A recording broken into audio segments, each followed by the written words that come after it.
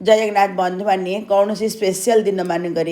एपरी पोटल आलू तरकारीटा करंतु बहुत बढ़िया लगे कौन सी भगवान का पूजा पर्व दिन हो करंतु नहले स्पेशल गेस्ट आसले एपरी करंतु जदि भल लगे लाइक करूँ सांग सेयार करूँ मत कमेंट करने जमा भूलतुनि दुनिया को कौन आपड़े रेसीपीटा देखुं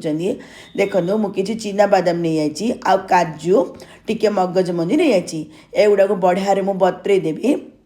तापर अदा कंचा लंका मिसेगी आर गोटे मो पेस्ट बनईदेवी अदा कंचा लंका मु काटिदेली आपको गोटे 10-15 मिनट बतरेदेवी तापर पोटल नहीं आई पोटल को मु मझिरू खंड करी काटिदेवी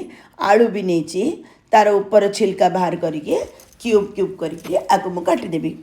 आपको जब रेसीपीटा भल लगे यूट्यूब नुआ देखते मो साइड थर बेल आइकन दबाई दिंतु चैनल सब्सक्राइब हो फेसबुक रे देखुले फॉलो बटन दबाई दिंतु फॉलोइंग हो जेकोसी नुआ नुआ वीडियो सब पोस्ट करी आपण पाखे प्रथम जाकि नोटिफिकेशन पहुँचुव सब छिलका बाहर करके मुझे काटिदेली भल भाव धोईदेली चुली पटे कड़े बसई देती से मुझे तेल देदेची प्रथम मुझे आलू को देदेवी आलू 2-3 मिनट बढ़िया भाजी हो सारापर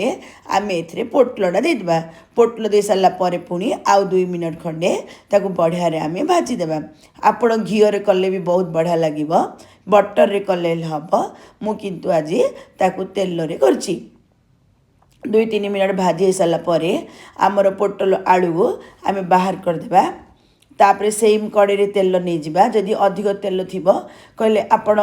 तेलटा को बाहर कर दिंतु यदि सामान तेल हम कहले से तेल ही रखिदे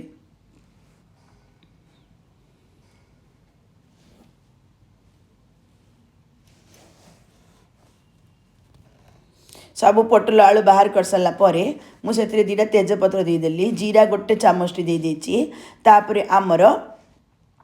काजू चीना बादाम मगज मंजी अदा कंचा लंका पेस्ट को देदेली ताकू तेल मसला अलग है पर्यटन बढ़िया मुझे भाजीदेली तापर आम ग्राइंडर कपटा कल कल मुझे पानी देदेची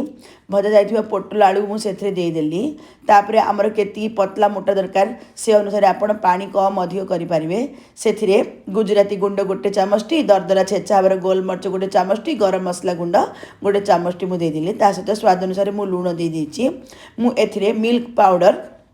गोटे 50 ग्राम देदेवी ता पूर्व टिके मु कसुरी मेथी देदेची आपन जदि मिल्क पाउडर देबेनी कहले चीनी बहुत कम मात्रा 10-12 चीनी दे दिंतु बहुत बढ़िया लगे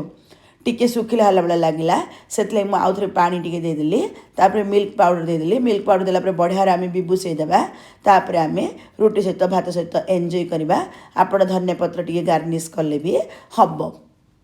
देखो केते सुंदर आम तरकारीटा हो गला भल लगे निश्चित भाव कमेंट करेंगे रही।